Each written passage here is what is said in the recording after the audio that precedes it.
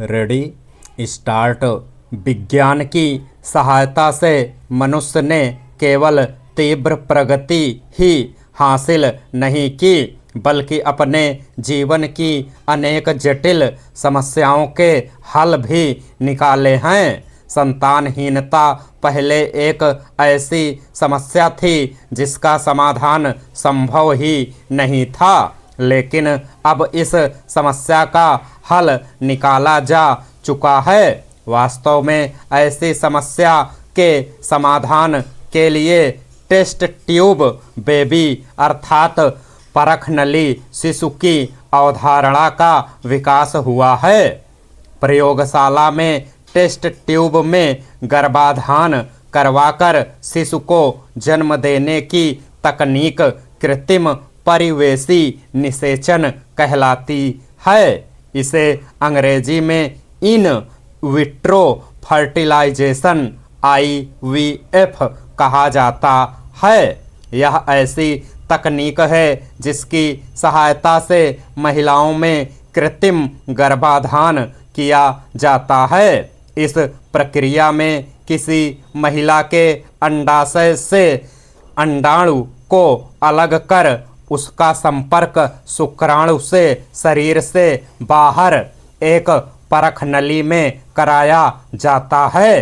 परख नली में निषेचन की प्रक्रिया पूरी होने के बाद निषेचित अंडे को महिला के गर्भाशय में रख दिया जाता है। गर्भाशय में सही समय तक रहने के बाद एक स्वस्थ शिशु का जन्म होता है। कृत्रिम गर्भाधान की इस प्रक्रिया से जन्मा शिशु टेस्ट ट्यूब बेबी कहलाता है।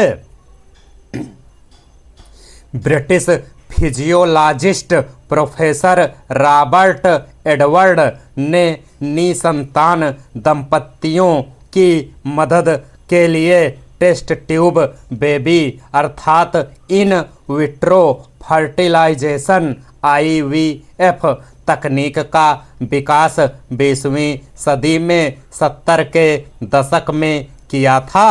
इसके पहले कई दशकों तक शोध के बाद उन्हें इस कार्य में सफलता प्राप्त हुई थी।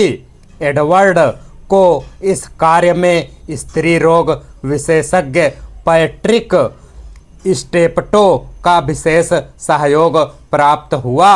उनके प्रयासों के फलस्वरूप एवं उनके सहयोग से विश्व की पहली टेस्ट ट्यूब बेबी, जिसका नाम लुइस ब्राउन है, का जन्म वर्ष 1978 में हुआ। वर्ष 2014 में जारी की गई एक रिपोर्ट के अनुसार तब से लेकर अब तक इस तकनीक की सहायता से विश्व में करीब 50 लाख से अधिक लोग संतान सुख प्राप्त करने में कामयाब रहे हैं। ESHRE के अनुसार आज विश्व में प्रतिवर्ष लगभग 4 लाख परख नली शिशुओं का जन्म हो रहा है। वर्ष 2012 के दौरान केवल संयुक्त राष्ट्र में ही 60,000 से अधिक परख नली शिशुओं ने जन्म लिया है। इस तकनीक के द्वारा अधिक उम्र की महिलाओं के लिए भी मां बनने की संभावनाएं काफ़ी बढ़ गई हैं।